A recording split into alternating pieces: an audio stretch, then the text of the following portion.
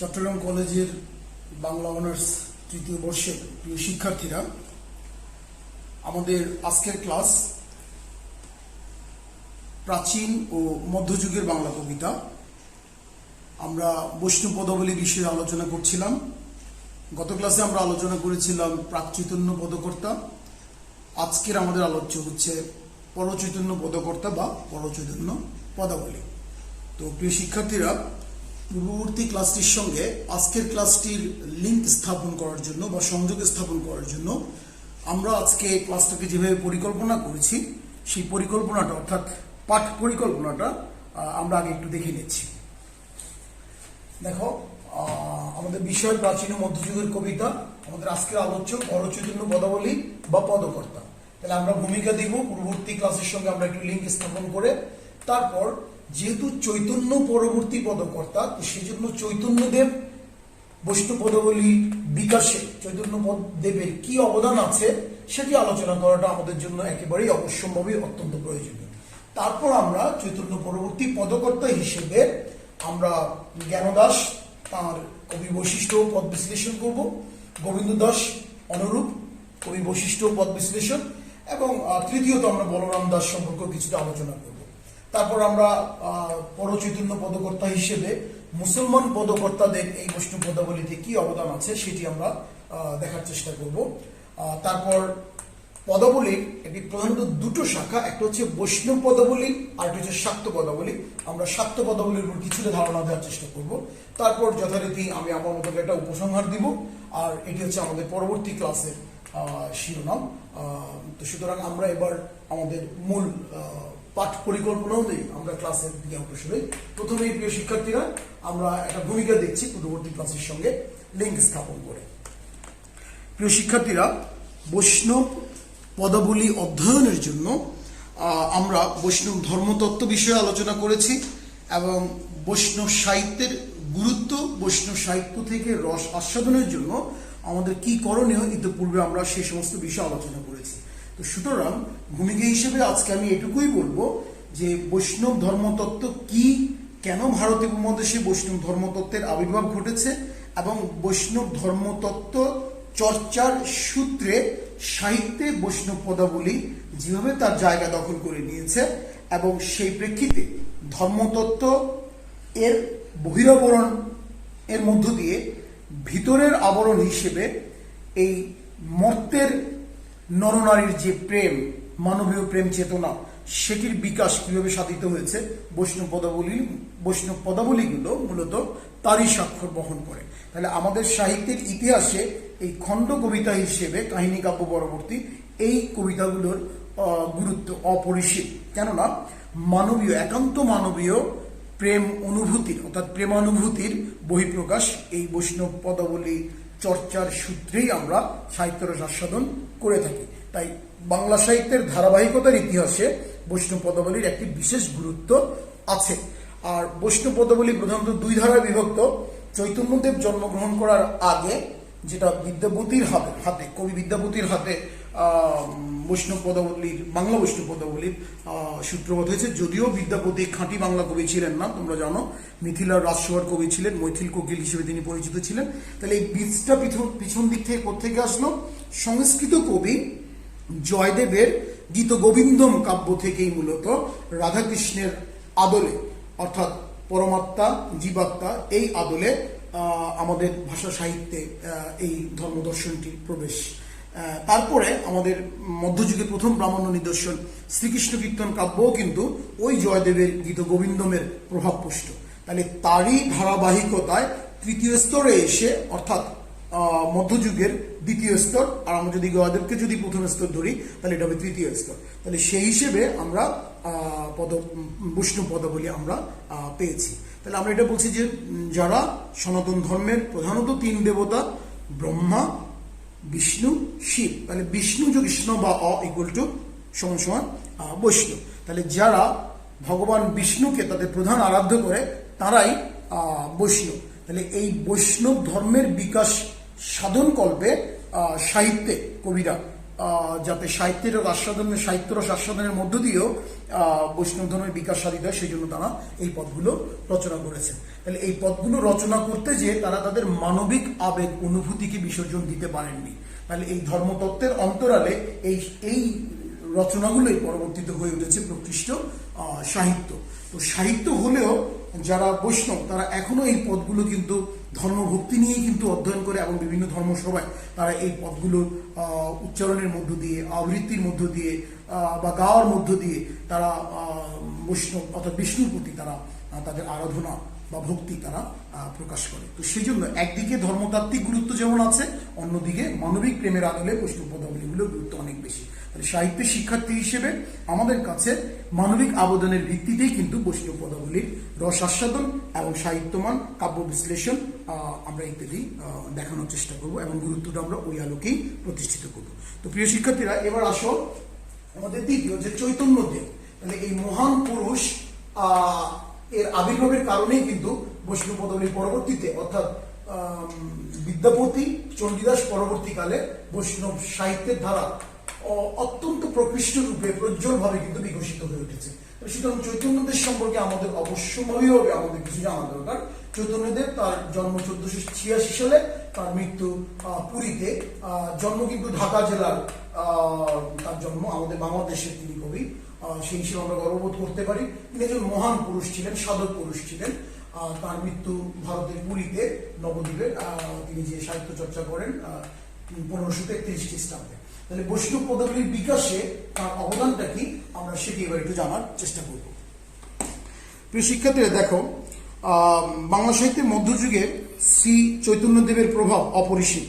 এদেশে বৈষ্ণব ধর্মের ব্যাপক সম্প্রসারণের মাধ্যমে তিনি বিপর্যস্ত হিন্দু সমাজে যে নবচেতনার সঞ্চার করেছিলেন, তার ব্যাপক প্রভাব ধর্মের সীমানা অতিক্রম করে তৎকালীন সমাজ ও সাহিত্যে সম্প্রসারিত হয়ে তাকে অমর করে রেখেছে। তার প্রভাবে বৈষ্ণব সাহিত্যের বিচিত্রমুখী বিকাশ ছাড়াও সাহিত্যের অপর শাখায় যথেষ্ট উৎকর্ষ অভিনবত্ব দেখা দিয়েছিল। আমাদের বিশেষ করে ভাষা গবেষক এবং সাহিত্যের ইতিহাস বিশারদ ডক্টর মোহাম্মদ শহীদুল্লাহ চৈতন্যদেবকে বলেছিলেন যে মুসলিম যুগে উপমহাদেশের অন্যতম মহাপুরুষ তথা এবং বাংলাদেশের সর্বশ্রেষ্ঠ মহাপুরুষ। তাহলে ডক্টর মোহাম্মদ শহীদুল্লাহর মতো। তাহলে কেন একজন মুসলমান সাহিত্য বিশারদ, ভাষাতাত্ত্বিক, ভাষাবিদ, তাহলে তিনি কেন একজন সনাতন ধর্মাবলম্বীকে এরকম মহান অভিধা তিনি দান করলেন? নিশ্চয়ই তার মধ্যে ওই রকম গুণাবলীর বহিঃপ্রকাশ বা স্ফুরণ ছিল। অন্যদিকে দেখো, স্বয়ং রবীন্দ্রনাথ ঠাকুরও চৈতন্যদেব সম্পর্কে যে মন্তব্যটা দিয়েছেন সেটি এক্ষেত্রে প্রণিধানযোগ্য। আমি সেটি তোমাদেরকে পড়ে শোনাচ্ছি। কোট: বর্ষা ঋতুর মতো মানব সমাজের এমন একটা সময় আসে যখন হাওয়ার মধ্যে ভাবের বাষ্প প্রচুর পরিমাণে বিচরণ করিতে থাকে। চৈতন্যের পরে বাংলাদেশের সেই অবস্থা আসিয়াছিল। তখন সমস্ত আকাশ প্রেমের রসে আর্দ্র হইয়াছিল। তাই দেশে সেই সময় যেখানে যত কবির মন মাথা তুলিয়া দাঁড়াইয়াছিল, সকলেই সেই রসের বাষ্পকে ঘন করিয়া কত অপূর্ব ভাষা ও নতুন ছন্দে কত প্রাচুর্যে এবং প্রবলতার দিকে বর্ষণ করিয়াছিল। তো সুতরাং বোঝাই যাচ্ছে যে চৈতন্যদেবের আবির্ভাবের ফলেই কিন্তু বৈষ্ণব সাহিত্যের অর্থাৎ বৈষ্ণব পদাবলী সাহিত্যের পরিপুষ্টি সাধিত হয়।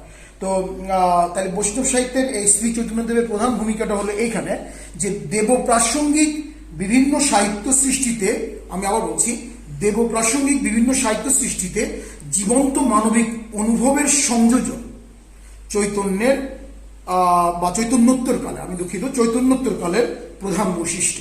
তাহলে দেখো, চৈতন্যদেব আমরা জন্ম মৃত্যু বলেছি যে তার পিতার নাম হচ্ছে জগন্নাথ মিশ্র। তিনি সিলেট জেলার দক্ষিণ জগন্নাথ মিশ্র সিলেট জেলার ঢাকা দক্ষিণ গ্রামের অধিবাসী ছিলেন। তিনি সিলেট জেলা থেকে নবদ্বীপে যান ভারতের, এবং তিনি শচী দেবীকে অর্থাৎ শ্রী চৈতন্যের মায়ের নাম হচ্ছে শচী দেবী, তাকে বিয়ে করে সেখানে তিনি বসবাস করেন। তখন নবদ্বীপ ব্রাহ্মণ্য শাস্ত্র সংস্কৃত ভাষা ও সাহিত্য চর্চার কেন্দ্রভূমি ছিল, এবং ব্রাহ্মণ্য শাস্ত্রবিদ ও সমাজ পণ্ডিতদের নিবাস ছিল। এই কারণে সিলেট থেকে জগন্নাথ মিশ্র আরো অনেকে এসে এই নবদ্বীপে জায়গা করে নিয়েছিলেন। তাহলে চৈতন্যের বাল্য নাম ছিল নিমাই, দেহবর্ণের জন্য তার নাম ছিল গোরা বা গৌরাঙ্গ, তার মানে তিনি ফর্সা ছিলেন, গোরা মানে ফর্সা। তার প্রকৃত নাম ছিল বিশ্বম্বর। সন্ন্যাস গ্রহণের পর তিনি শ্রীকৃষ্ণ চৈতন্য হিসেবে তিনি খ্যাতি লাভ করেন, সংক্ষেপে চৈতন্য নামে তিনি পরিচিত হন। চৈতন্যদেবের জীবনীকার বৃন্দাবন দাসের মতে তিনি জগৎকে কৃষ্ণ নামে বলেছেন, সেজন্য কৃষ্ণের কীর্তন প্রকাশ করেছেন বলে তার নাম শ্রীকৃষ্ণ চৈতন্য। আবার জয়ানন্দ, তিনি আরেকজন জীবনীকার, তার মতে কৃষ্ণই চৈতন্য সন্ন্যাসী হয়ে জগৎকে চৈতন্য দান করেছেন, তাই তার নাম শ্রীকৃষ্ণ চৈতন্য। সুতরাং দ্বিবিধভাবে আমরা এই নামটা আমরা পেয়ে থাকি। তো এবার দেখো যে আমরা চৈতন্যের প্রভাবটা কি বাংলা ভাষা এবং সাহিত্যে চৈতন্যের প্রভাবটা কিভাবে আসছে। দেখো যে তৎকালীন সামাজিক ধর্মীয় পটভূমিকায় শ্রী চৈতন্যের আবির্ভাব এক যুগান্তকারী ঘটনাটা আমরা আগেই বলেছি। তাহলে মুসলমান শাসন ও ইসলাম ধর্মের সম্প্রসারণের প্রেক্ষিতে তৎকালীন হিন্দু সমাজে যে বিপর্যয়ের সৃষ্টি হয়েছিল তাকে প্রতিরোধ করার মন্ত্র ছিল চৈতন্যদেবের প্রচারিত বৈষ্ণব ধর্মের মতবাদের মধ্যে। তাহলে চৈতন্যের এই মতবাদের প্রেক্ষিতেই কিন্তু মুসলমানদের যে একটা রাজনৈতিক অ্যাগ্রেশন ছিল, সে অ্যাগ্রেশন পরবর্তীকালে অর্থাৎ আগ্রাসন পরবর্তীকালে সনাতন ধর্মাবলম্বীরা নতুন করে ধর্ম তত্ত্ব চর্চায় এবং সাহিত্য চর্চায় তারা উজ্জীবিত হয়ে উঠেছিল। এটি হচ্ছে বৈষ্ণব পদাবলী সাহিত্যে চৈতন্যদেবের সবচেয়ে বড় প্রভাব। অন্যদিকে দেখো যে চৈতন্যদেব তার জীবিতকালেই ভক্তদের কাছে ভগবানের অবতার রূপে গৃহীত হয়েছিলেন, অর্থাৎ তিনি রাধাকৃষ্ণ ভাবটাকে এত বেশি লালন করতেন এবং তার অনুসারীদের মধ্যে তিনি যখন এই বৈষ্ণব ধর্মমত যখন প্রচারিত করতেন তখন তিনি রাধার মধ্য দিয়েই মনে হয় যেন তিনি নিজেকেই রাধা করে ফেলতেন। এটা আমি তোমাদেরকে আগে কোনো একটা ক্লাসে বলেছি। তখন কৃষ্ণ পরমাত্মার সঙ্গে মিলিত হওয়ার জন্য এই যে চৈতন্যদেবের যে রাধারূপ যে আকুতি, সে আকুতিটা এতটাই ধর্মতাত্ত্বিক হয়ে উঠতো, এতটাই তোমার ধর্মপুণ্যতাত্ত্বিক হয়ে উঠতো যে ভক্তরা তাকেই মনে করতেন যে জীবাত্মার প্রতীক এবং তিনিই মনে হয় যেন কৃষ্ণের দিকে ধাবিত হচ্ছেন। সেই জন্য তাকেই জীবাত্মা হিসেবে অনেকটা অতিমানব মহামানব আমরা যেরকম পীর পয়গম্বরদেরকে চিন্তা করি সেভাবে চিন্তা করে কিন্তু তারা বৈষ্ণব ধর্মতত্ত্ব বিকাশের দিকে এগিয়ে যায়। তাহলে একজন মানুষ, তাহলে দেখো তিনি জীবাত্মার সর্বথাৎ রাধা হিসেবে, আমি বলেছি যে এখানে রাধার কোনো জেন্ডার নেই, তাহলে রাধা হিসেবে রাধা ভাব তিনি লালন করে তিনি কৃষ্ণের দিকে ধাবিত হয়েছিলেন। তাহলে দেখো যে বিষ্ণুর প্রতি, কৃষ্ণ যেহেতু বিষ্ণুর অবতার, সুতরাং কৃষ্ণের আরাধনা মানে বিষ্ণুর আরাধনা। তাহলে এই কৃষ্ণের আরাধনার মধ্য দিয়ে, বিষ্ণুর আরাধনার মধ্য দিয়ে বৈষ্ণব ধর্মতত্ত্বকে তিনি সনাতন ধর্মের ব্যাপক প্রসার বা প্রচার তিনি সাধন করতে পেরেছিলেন। তাহলে এই শ্রীকৃষ্ণ কীর্তনকে, শ্রী চৈতন্যকে নিয়ে তিনি যেহেতু মহান সাধক পুরুষ, তাই সেজন্য তাকে নিয়ে একটা সাহিত্যের ধারা বাংলা সাহিত্যে গড়ে উঠল, চরিত সাহিত্য বা জীবনী সাহিত্য।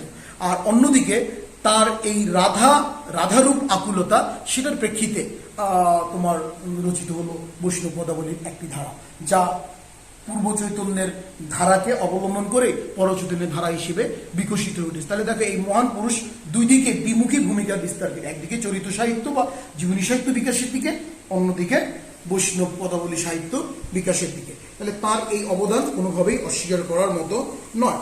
তাহলে তার এই অবদান প্রসঙ্গে দেখো শ্রী সুকুমার সেনের একটি মন্তব্য আমি তোমাদের জন্য পড়ে শোনাচ্ছি। কোট: ধর্মের নামে আচার বিচারে নিষ্ঠা এবং পরমতের প্রতি অসহিষ্ণুতা মানুষের সহিত মানুষের বিচ্ছেদ আনে, তাহলে সমাজকে খোঁয়ারে পরিণত করে, জাতিতে জাতিতে সংঘর্ষ বাধায়। চৈতন্য সব মানুষকে যে খোলা হাওয়ার চলাপথে ডাক দিলেন, তাতেই ব্রাহ্মণ শূদ্র, হিন্দু মুসলমান, ধনী দরিদ্র একসঙ্গে জুটিতে সংকোচ বোধ করেন, তার মানে হিন্দু মুসলমান ব্রাহ্মণ বৈশ্য শূদ্র তারা সবাই এক কাতারে এসে দাঁড়িয়েছে। এই চারটিখানি কথা নয় যে শ্রেণীভেদ, ধর্মভেদ, ধর্মের নামে সাম্প্রদায়িকতার ভেদ, সেগুলোকে ঘুচিয়ে এমনকি হিন্দু মুসলমান ভেদটাও তিনি অনেকটাই ঘুচিয়ে দিয়েছিলেন। তো সুতরাং মহান পুরুষ যারা, তারা কিন্তু তার নিজের ধর্মের উপর গোলামির মধ্য দিয়ে কিন্তু পড়ে থাকে না, অপর ধর্মের প্রতি শ্রদ্ধাও কিন্তু আনে। সুতরাং সেই শ্রদ্ধায় মুসলমানদেরকে আনতে পেরেছিলেন বলেই কিন্তু সুকুমার সেনের মতো মানুষও কিন্তু বলছেন যে তিনি এই কাজটি করতে পেরেছিলেন। তাহলে আমি এখনো কোর্টের মধ্যে আছি। তাহলে সর্বত্র মহাপ্রভুর শ্রীকৃষ্ণ কীর্তন সাধনা সঙ্গীতের রূপে উচ্ছ্বসিত হইয়া দেশের ভাবুক চিত্তভূমি আর্দ্র ও সরস করিয়াছিল। অনেকটা রবীন্দ্রনাথের দৃষ্টিতে তিনি চৈতন্যের এই ভূমিকাকে প্রতিপাদন করার চেষ্টা করেছেন। তো প্রিয় শিক্ষার্থীরা, আমরা বৈষ্ণব সাহিত্য অর্থাৎ পরচৈতন্য পদাবলীতে বৈষ্ণবের সাহিত্য পদাবলী সাহিত্য হিসেবে পদাবলীর বিকাশে শ্রী চৈতন্যের ভূমিকাটা কি আমরা কিছুটা হলেও ধারণা লাভ করতে পারলাম। আরেকটা উদাহরণ আমি তোমাদেরকে দিচ্ছি, দেখো বৃন্দাবনের সর্বগোস্বামী নামে পরিচিত চৈতন্যদেবের 6 জন প্রখ্যাত শিষ্য বৃন্দাবনে অবস্থান করে বৈষ্ণব ধর্ম প্রচারে বিশিষ্ট ভূমিকা পালন করে গেছে। তারা হলেন, এই নামগুলো তোমাদের জানা দরকার, সনাতন গোস্বামী, রূপ গোস্বামী, জীব গোস্বামী, রঘুনাথ ভট্ট, রঘুনাথ দাস ও গোপাল ভট্ট। তাহলে প্রথমত 3 জন বৈষ্ণব শাস্ত্র রচনায় এবং শেষোক্ত 3 জন বৃন্দাবনে বৈষ্ণব সমাজ প্রতিষ্ঠা করে সারা দেশে বৈষ্ণব সাহিত্য শাস্ত্র প্রচারের ব্যবস্থা করে। তাহলে বাঙালি বৈষ্ণব সমাজে কৃষ্ণলীলার দর্শন ও তত্ত্বের প্রচারে এই সর্বগোস্বামী মানে 6 জন গোস্বামী তারা বিশেষ কৃতিত্বপূর্ণ ভূমিকা পালন করেছে। বৈষ্ণব শাস্ত্র ও সর্বগোস্বামীদের হাতেই পড়েই এই বৈষ্ণব সাহিত্য পরবর্তীতে রসোত্তীর্ণ হয়েছিল। কারণ চৈতন্যদেবের কোনো গ্রন্থ, চৈতন্যদেব নিজে কিন্তু কোনো গ্রন্থ রচনা করে যাননি এবং ভক্তদের জন্য তিনি নির্দিষ্ট কোনো শাস্ত্রও তৈরি করে যাননি। তাদের ছাড়াও অনেক বৈষ্ণব মহাজন পদাবলী জীবনী রচনায় বৈষ্ণব ধর্মপ্রচারে আত্মনিয়োগ করেছিলেন। এর ফলে বৈষ্ণব পদাবলী রচনায় ব্যাপকতা ও উৎকর্ষের সৃষ্টি হয়েছে এবং জীবনী সাহিত্য রচনাতেও কবিত্ব শক্তি নিয়োজিত হয়েছিল। তাহলে এটা আমি আগেই বলেছি যে শ্রী চৈতন্যদেবের অবদান দ্বিমুখী, একদম দ্বিমুখী। দেখো এই ভদ্রলোকের অবদান এভাবে দ্বিমুখী, এটাকে আমরা একদিকে নিব পদাবলী সাহিত্যের বিকাশে, অন্যদিকে আমরা নেব চরিত্র বা জীবনী সাহিত্যের বিকাশে। সুতরাং এই দ্বিমুখী ভূমিকার কারণে পদাবলী সাহিত্য এবং জীবনী বা চরিত্র সাহিত্য, সুতরাং এই মহান পুরুষের অবদান অনন্য সাধারণ এবং তিনি একজন মহাপুরুষ হিসেবে আবির্ভূত হয়েছিলেন। তো প্রিয় শিক্ষার্থীরা, এবার আমরা চৈতন্য পরবর্তী পদকর্তা হিসেবে আমরা জ্ঞানদাস বিষয়ে আলোচনা করার চেষ্টা করছি। তো জ্ঞানদাস বিষয়ে আলোচনা করার আগে আমরা নিশ্চয়ই কবি জ্ঞানদাস সম্পর্কে আমরা একটু ধারণা লাভ করি। দেখো, সমালোচকদের মতে সম্ভবত 16শ শতাব্দীতে বর্ধমান জেলায় কবি জ্ঞানদাসের জন্ম।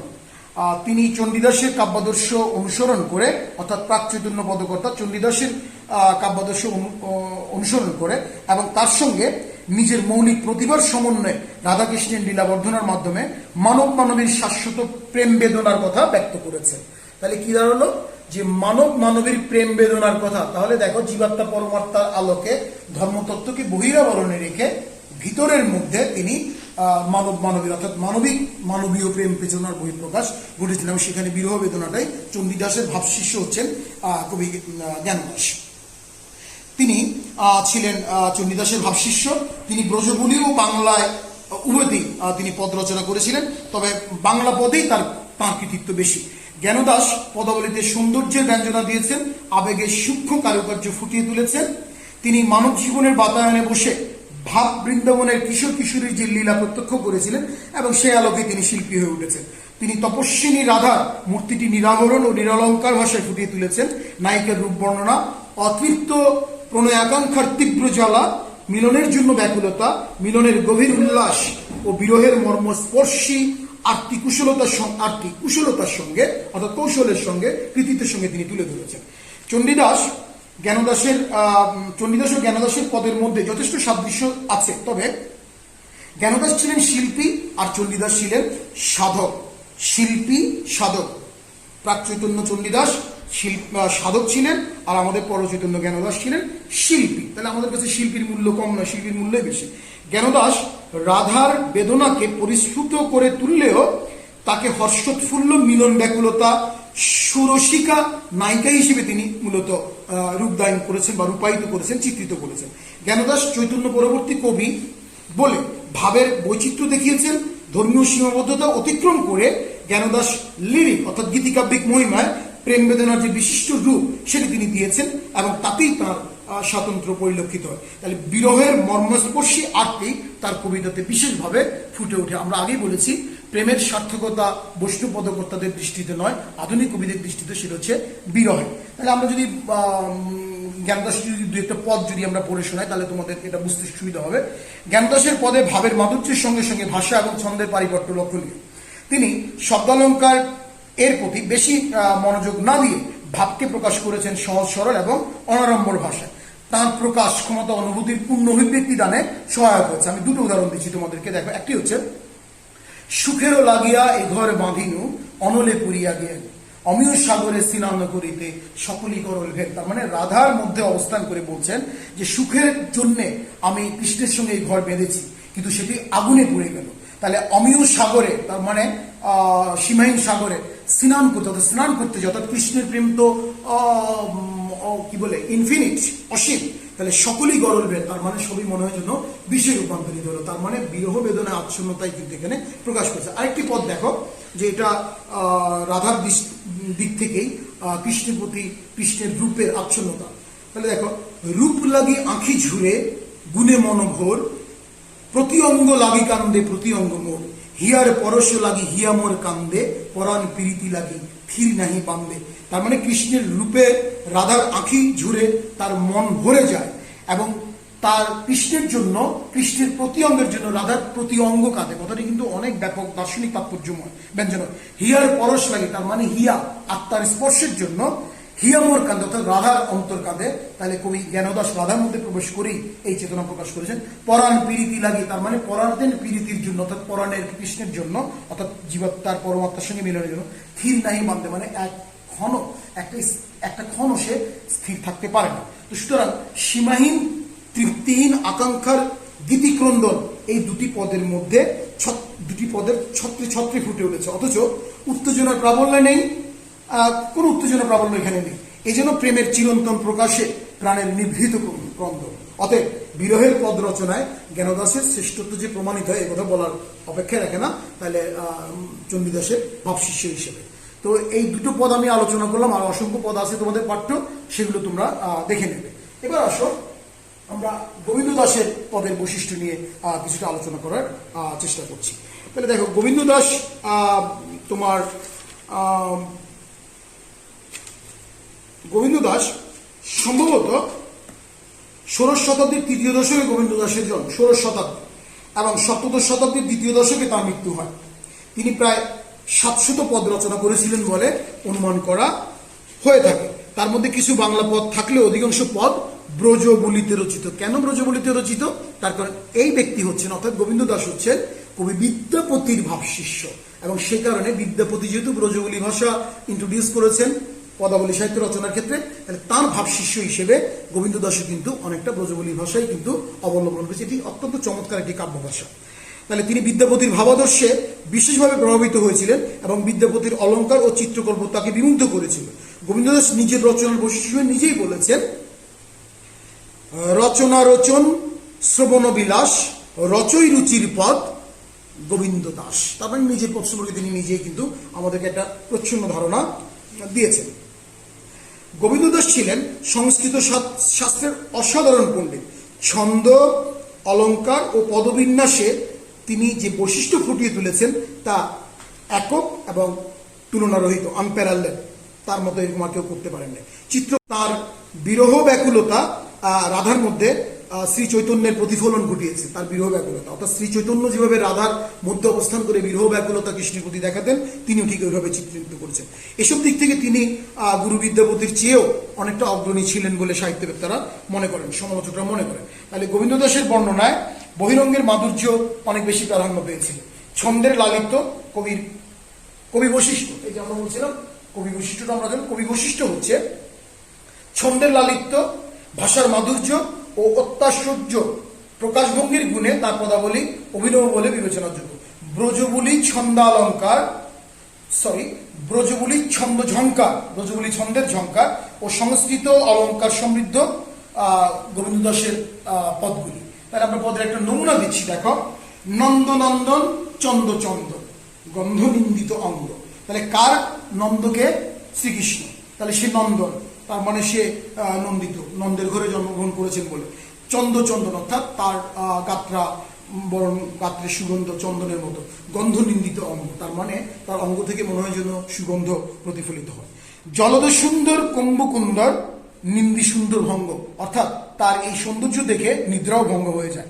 প্রেমাকুল গোপাকুল কুলজ কামিনীকান্ত, তার মানে এই প্রেমাকুল হয় গোকুলে, অর্থাৎ গোকুলে যত ললনা আছে সবাই, আর কুলজ কামিনী অর্থাৎ কুল থেকে কুলে জন্মগ্রহণ করা, কামিনী মানে নারী, কান্ত, কান্ত মানে এখানে রাধাকে বোঝানো, তার মানে রাধাও অনুরূপভাবে কৃষ্ণের প্রতি ব্যাকুল হয়।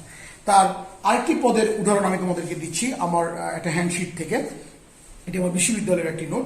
গোবিন্দ দাস মূলত অভিসারের কবি, তাকে বিদ্যাপতির ভাবশিষ্য বলা হয়। অভিসারের পদ রচনায় তার শ্রেষ্ঠত্ব অবিসংবাদিত।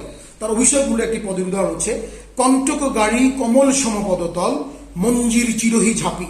তার মানে কণ্টক গাড়ি তার মানে কাঁটা কণ্টকময় পদ, কমল সমপদতল তার মানে রাধার পায়ের তল হচ্ছে পদ্মের মতো মসৃণ। গাগরি মঞ্জির চিরহি যাবে তার মানে মাথায় ঝাঁপি মানে তোমার মঞ্জুরি মালা ঝেপে সে অভিসারে কৃষ্ণের উদ্দেশ্যে চলে যাচ্ছে। গাগরি বাড়ি দাড়ি করি পিছল তার মানে পানি ঢেলে সেই পথকে পিচ্ছিল করে চলতহি অঙ্গুলি চাপি তার মানে পিচ্ছিল পাহাড় পথ অতিক্রম করার জন্য, আমি আগেই বলেছিলাম যে রাধা এগুলো প্র্যাকটিস করতো তার সঙ্গে অভিসারে যাওয়ার জন্য। তাহলে এই পাহাড় সম পথ বর্ষা স্নাত পিচ্ছিল পথ সে আঙ্গুল টিপে টিপে সে কৃষ্ণের সঙ্গে অভিসারে যাওয়ার জন্য অতিক্রম করে। মাধব মানে রাধা বলছে, তাহলে কে বলছে? গোবিন্দ দাস রাধার মধ্যে প্রবেশ করে বলছে মাধব, মাধব মানে কৃষ্ণ, তুয়া মানে তোমার জন্য, অভিসারক লাগে মানে তোমার অভিসারের জন্য আমি এই প্র্যাকটিস করি, এই চর্চা করি এবং এইভাবে আমি পাহাড়ের কণ্টকাকীর্ণ পথ পিচ্ছিল পথ বর্ষা স্নাত হয়ে আমি অতিক্রম করি। দুতর পন্থ তার মানে অনেক দূরতিক্রম্য পথ। গমন ধ্বনি সাধয় তার মানে এটা গমন করতে, এটা অতিক্রম করতে অনেক কষ্টসাধ্য ব্যাপার, অনেক কষ্ট হয়ে যায়। মন্দিরে যামিনী জাগি তার মানে হৃদয়ের মন্দিরে সে কৃষ্ণের প্রেমে বিভোর হয়ে জাগ্রত থেকে রাতের অন্ধকারে সে বর্ষা স্নাত এই পরিস্থিতিতে কৃষ্ণের সঙ্গে অভিসারে গমন করে। তাহলে দেখো যে গ্রামীণ আবহ বাংলার পরিস্থিতিতে যদি দেখি যে একজন বাঙালি নারী মনে হয় যেন তার পাহাড়ের পাদদেশে বসবাসকারী কোনো প্রেমিকের উদ্দেশ্যে মনে হয় যেন যাত্রা করছে।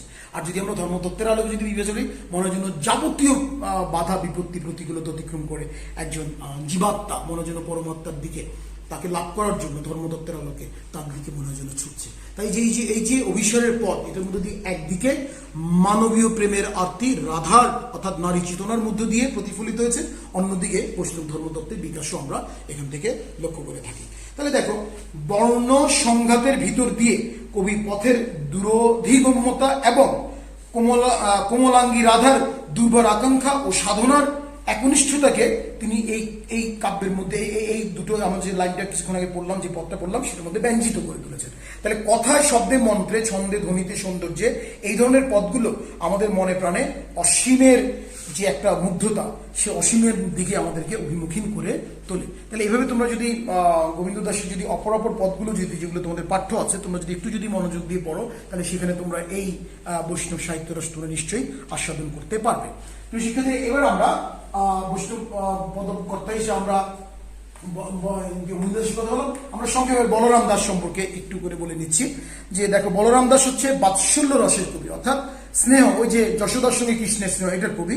বাৎসল্য রসের প্রবল স্নেহ এবং বাঙালি মায়ের মধ্যে আমরা দেখি এই আলোকে কবি কৃষ্ণ যশোদার জন্য যে সুন্দর রসের কৃষ্ণ যশোদার সম্পর্ক চিত্রায়ন করার জন্য তিনি এই বাৎসল্য রসের তিনি প্রকাশ ঘটিয়েছেন। আমি একটা উদাহরণ তোমাদের জন্য দিতে চাই। দেখো মুখ দেখিতে বুক বিদরে কে তাহে পরাণ ধরে ভাবিলে কামিনী দিবস রজনী ঝুরিয়া ঝুরিয়া মরে সই কি জানি কদম্ব তলে দেখিয়া ও রূপ কুলে তিলাঞ্জলি যাইতে যমুনা জলে। তাহলে কৃষ্ণ যশোদার বাৎসল্য বাদেও কিন্তু এখানে কিন্তু কিছুটা হলেও কিন্তু তোমার বলরাম দাসের এই পটটাতে কৃষ্ণের রূপে আকৃষ্ট হয়ে রাধার যে ব্যাকুলতা সেটি তিনি প্রকাশ করেছেন। কিন্তু মূলত কিন্তু তিনি কিন্তু বাৎসল্য অর্থাৎ কৃষ্ণ যশোদার বাৎসল্য অর্থাৎ মায়ের কন্যার থেকে মায়ের দিক থেকে সন্তানের প্রতি যে স্নেহের রস সেটার পদ রচনায় তিনি প্রকৃষ্টতা দেখিয়েছেন। তবে কৃষ্ণের রূপে ব্যাকুল হয়ে রাধার যে আকুলতা সেই সংক্রান্ত পদেও তার সফলতা আছে। তো প্রিয় শিক্ষার্থীরা এবার আমরা বৈষ্ণব পদ বিষয়ে আমরা আলোচনা করলাম। আমরা একটু শাক্ত পদ সম্পর্কে তোমাদেরকে কিছুটা আমরা ধারণা দিই। আমি তোমাদেরকে পূর্ববর্তী ক্লাসগুলোতে বলেছিলাম যে সনাতন ধর্মে বিভিন্ন ধরনের উপাসকদের আমরা সাক্ষাৎ পাই। আমরা বলেছিলাম যে যারা শিবের আরাধনা করে তাদেরকে বলা হয় শৈব, যারা দেবী দুর্গার কালীরূপিণী মহাশক্তির আরাধনা করে তাদেরকে বলা হয় শাক্ত। তাহলে সনাতন ধর্মে বা বৈষ্ণব পদাবলী সাহিত্যে এই কালীর পূজাও কিন্তু হয়ে থাকে এবং কালীর আরাধনা বা সাধকও কিন্তু আছেন। তাহলে সেই ক্ষেত্র কিন্তু পদাবলীর একটি শাখা কিন্তু বিকশিত হয়েছে। তাহলে দেখো শক্তি দেবতার কল্পনা উদ্ভব এবং আরাধনা বাংলাদেশের মাটির সম্পদ। বিভিন্ন সংমিশ্রণের ফলে সে যুগে শক্তিবাদের একটি নতুন ধারার প্রবর্তন হয় এবং একে বলা যেতে পারে পৌরাণিক শক্তিবাদ।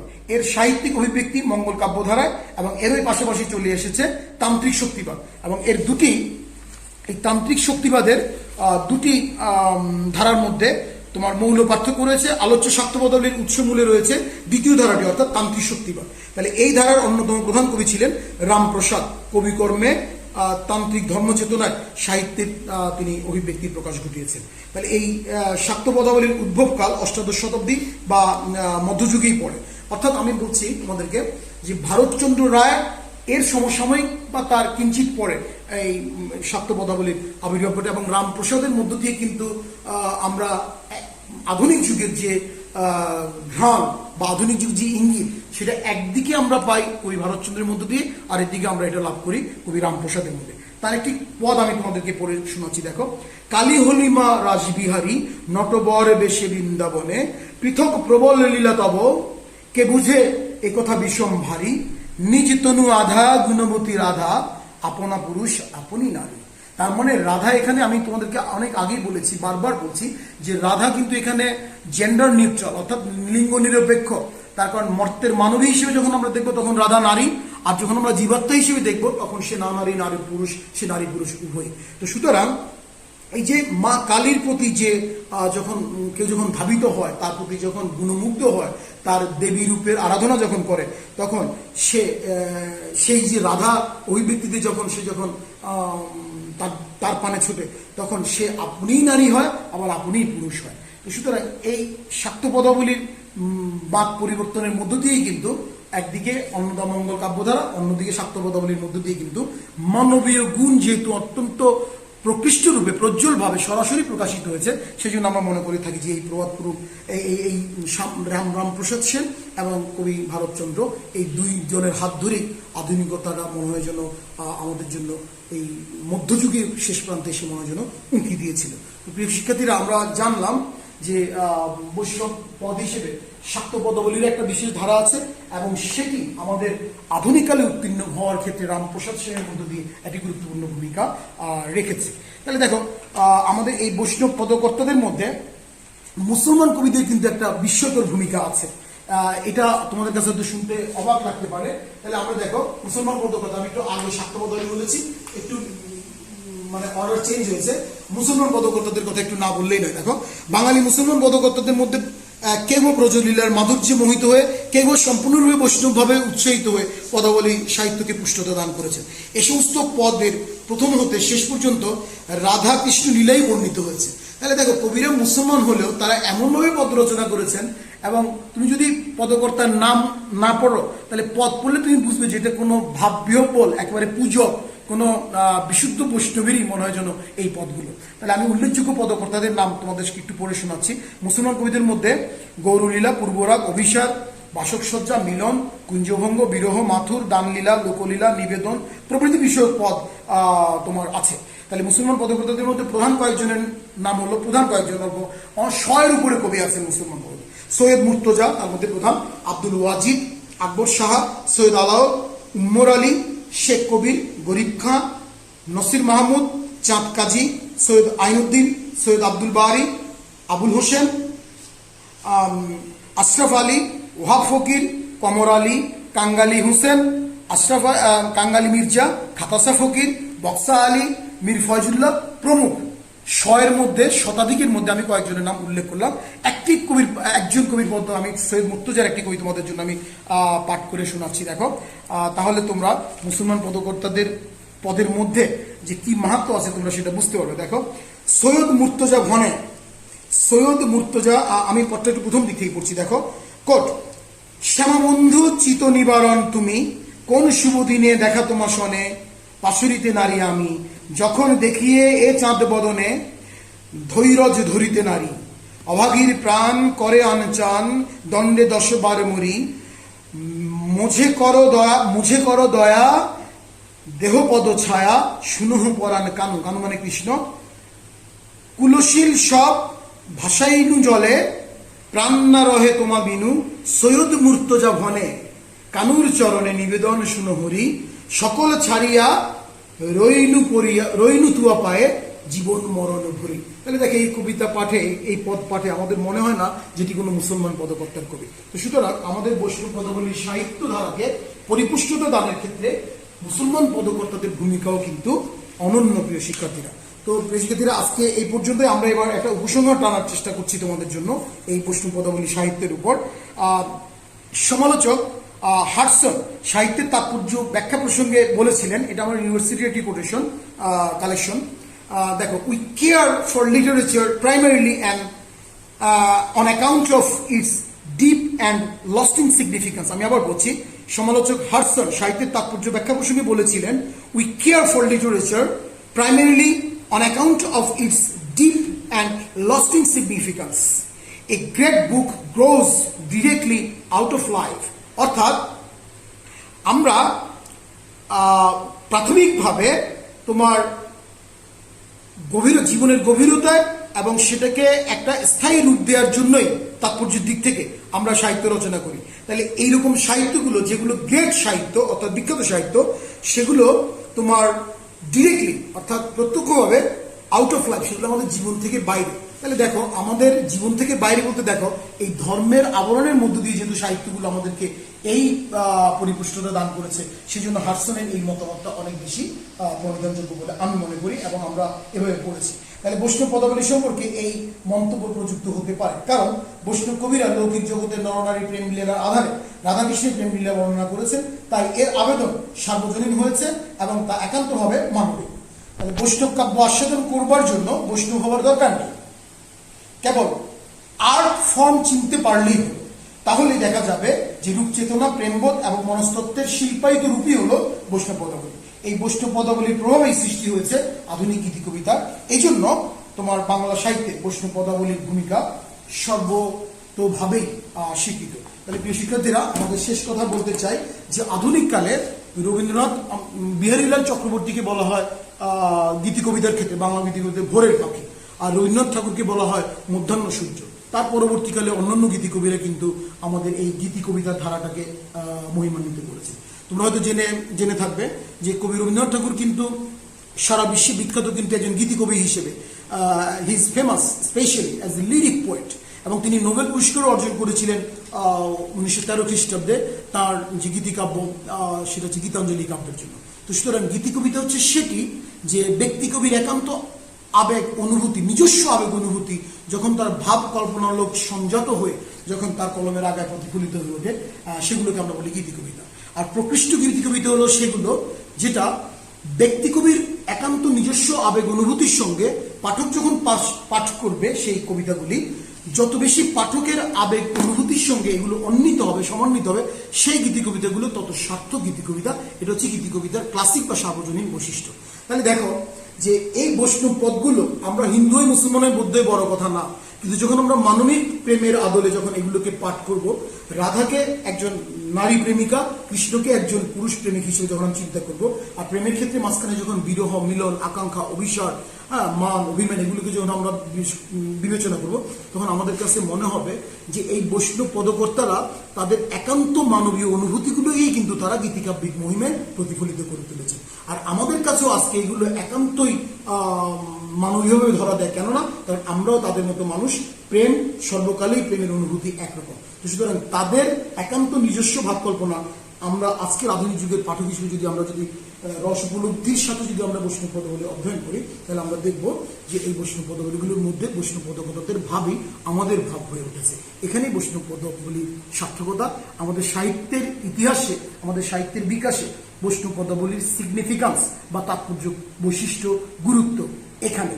এবং সেটি হচ্ছে ধর্মতত্ত্বের আড়ালে মানব তত্ত্ব, মানবিক প্রেম চেতনার বহিঃপ্রকাশ এবং গীতিকাব্যিক মহিমায় কবিদের আবেগ অনুভূতির সঙ্গে আমাদের মানুষ হিসেবে, মর্তের নরনারী হিসেবে আমাদের প্রেমানুভূতির অন্যয় সাধন। তাহলে এখানেই এই বিশিষ্টতা, এখানে এই সার্থকতা।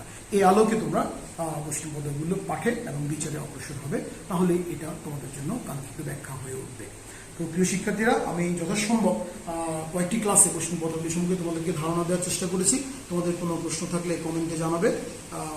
আর তোমরা সবাই ভালো থাকবে। সুস্থ থাকবে, নিরাপদে থাকবে এবং সরকার আরোপিত বিভিন্ন এই করোনা দুর্যোগকালীন পরিস্থিতিতে নির্দেশগুলো তোমরা সবাই মেনে চলবে।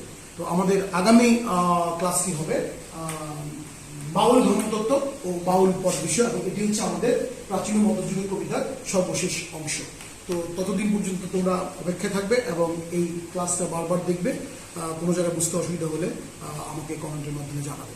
তো তোমরা সবাই ভালো থাকো, তোমাদের সর্বাঙ্গীন মঙ্গল কামনা করে আজকের মতো শেষ করছি। আল্লাহ হাফেজ।